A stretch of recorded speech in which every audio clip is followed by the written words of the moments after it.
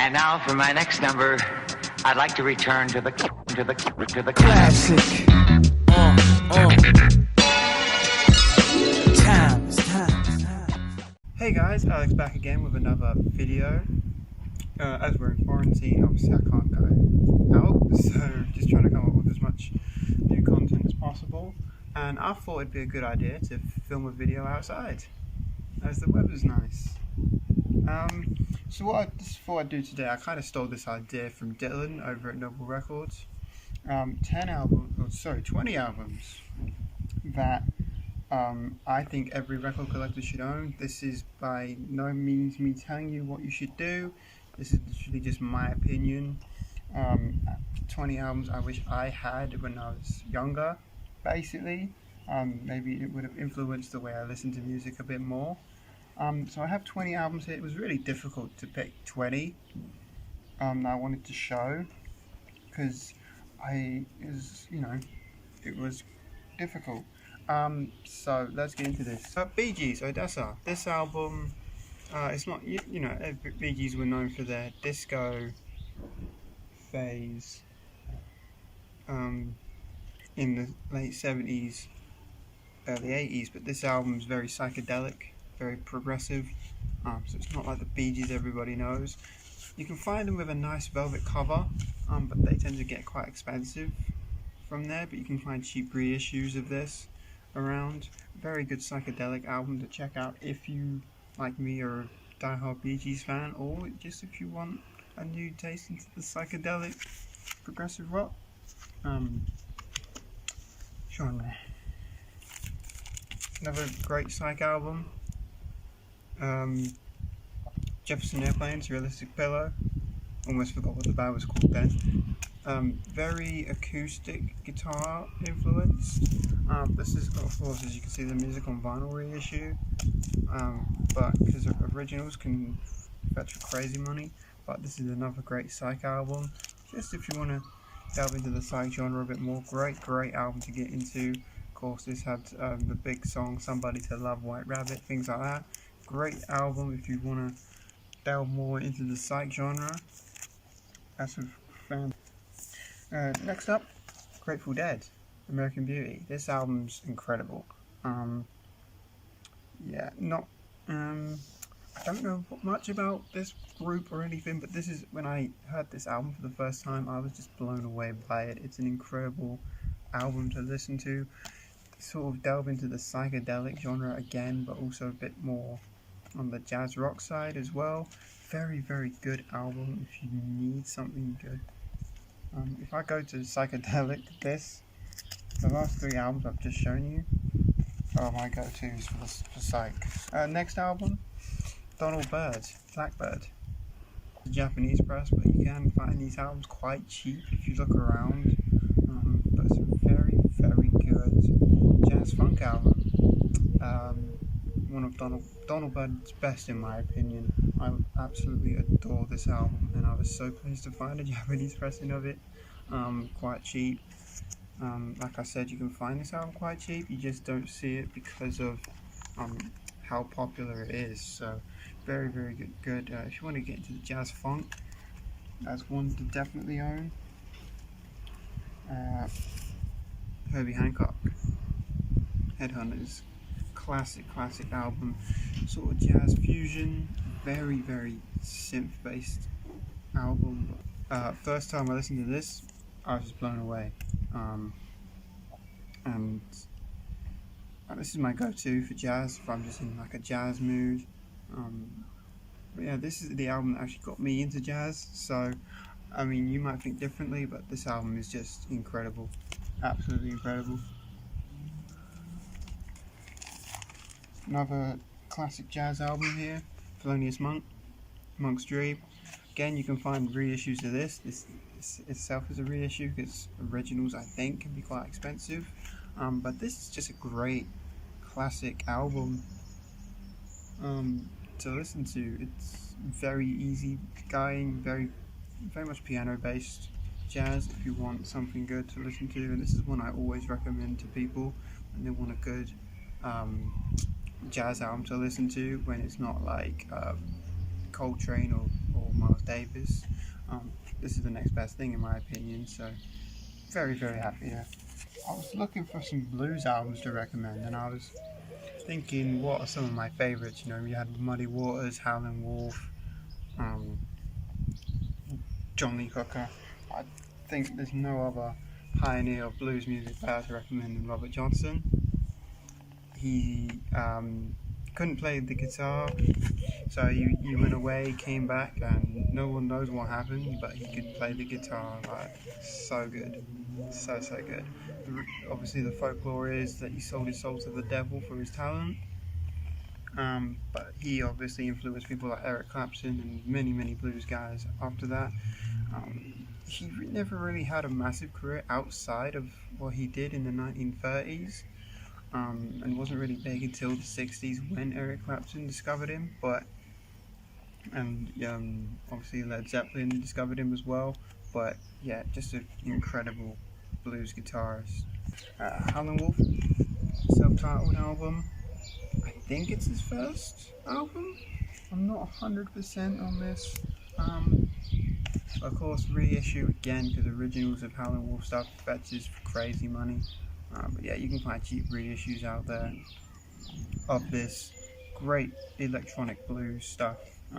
Very different from Robert Johnson, but again, one of the pioneers of blues, so I've had to, and one of my favorites. Talking Heads, Speaking in Tongues. This album, of course, there's many Talking Heads albums you could have picked, but this is my personal favorite. So of course, this is the one I always recommend.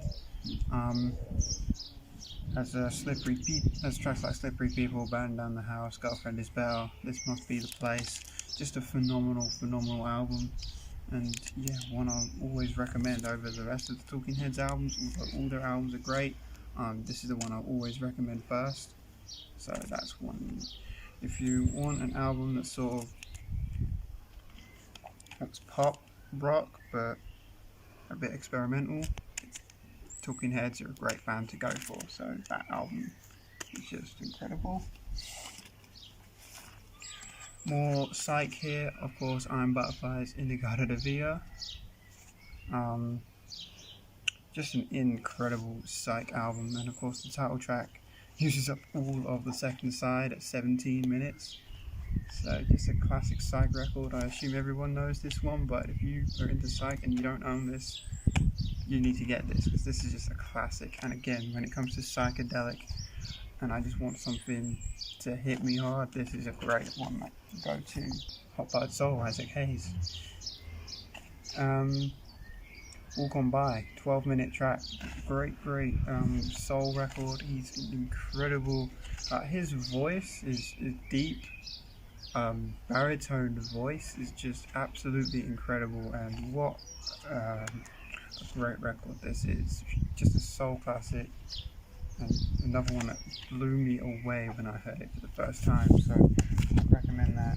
Van Morrison's Astral Weeks. I'm not a huge Van Morrison fan, I'll be the first to admit that, but this album I can't recommend enough to people. It's just an incredible jazz influenced pop rock album, I guess.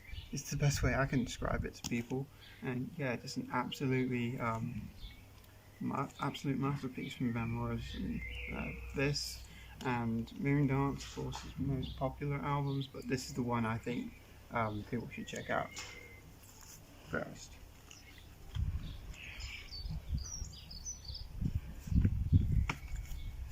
Steely Dan's Asia. Another great album, jazz rock, but because there's so much, one that a lot of people use to test out sound systems. I know this is one I use a lot to test out new sound systems and stereo equipment that's new to me.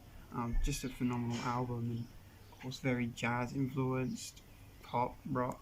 You guys know Steely Dan, of course, but this is if you're going to own anything by Steely Dan, this for me is the album to get. So definitely track a copy of that down if you don't know one already. Songs in the Key of Life, Stevie Wonder. Just a great soul album. There's a lot going on in this album.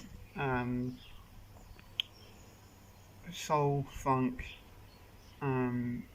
loads of Latin influences, different African influences on this album. Just an absolutely incredible record, and of course he speaks. It's an album that's still relevant because of what he talks about on the album. With problems in the world, going on in the world. Just an incredible album from front to back. Along the same sort of lines, Marvin Gaye's What's Going On, just still relevant today, so would highly recommend this over the rest of his stuff. Very, very good soul album, very soulful, great bass lines on this as well, and of course there's some jazz influence from Marvin Gaye's early work. It's that transition from his early stuff to the stuff that became popular. This was sort of his breakthrough album, really, and it shows because it's just a great album.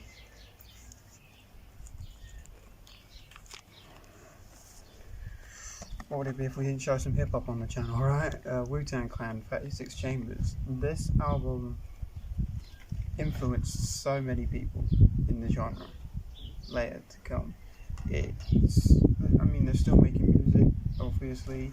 They're still doing great, and of course, this album, again, it made them famous. Songs like Cream, Bring the Ruckus, Crying in the Front, Protect Your Neck. Just a fantastic album. Again, one is from the 90s, but you can find cheap reissues of it out there, so that's what I'd recommend. Unless you want to spend loads of money on an original, but definitely a must-have if you want to delve into the hip-hop genre. Same with this, Tribe Called Quest's People's Instinctive Travels in the Paths of Rhythm. Again, this has so much Latin and world influences involved in the samples they use. You obviously have Five Dog and Q-Tip's vocals on this, doing fantastic work. The lyricism on this album is just incredible, and of course the different samples they use from places like Mexico and all the different Latin samples they use are just absolutely incredible. So another must-have if you want to delve into the hip-hop genre a bit more. This next album might range to be a bit expensive, but of course Smashing Pumpkins' Gish, again, you can find reissues of this. I don't know if they're cheap anymore or not, I have no idea, but this is like a grunge classic. Of course everyone knows Nirvana, but this came out first. Nirvana just became bigger a lot quicker and kind of overshadowed this group, but I would say this band sort of started off the grunge genre a lot better than, well, not better, but before Nirvana did, because this came out the same year as Nevermind, but obviously earlier, and this is a great grunge album if you want something to listen to. Like I said, original presses like this one are not cheap, but you can find reissues out there that sound just as good, so maybe if not better. But just check this album out and you'll see why this album is worth owning on some kind of format. Just incredible. Fela Kuti, Zombie, Afrobeat. Yeah, I know, very, very, very different. Again, originals of this don't even bother looking for them because you will not find any. This is a reissue. From like 2014, but again, reissues of this are pretty cheap. Of any Fela stuff is pretty cheap, really. But this is just an incredible album to own. If you listen to it, it's not a very long album because there's only 2 songs that are both about 12 minutes long. But it is just so good and such an influential Afrobeat album that it obviously influenced. It brought Afrobeat into an international front, and yeah, it influenced a lot of Afrobeat that you still hear around today. So great album. And the last one I'm going to show, we're going to go into that singer-songwriter genre with Simon and Garfunkel. Of course, they're pretty big for songs like Sounds of Silence, I guess was their big song. Well, was their big song.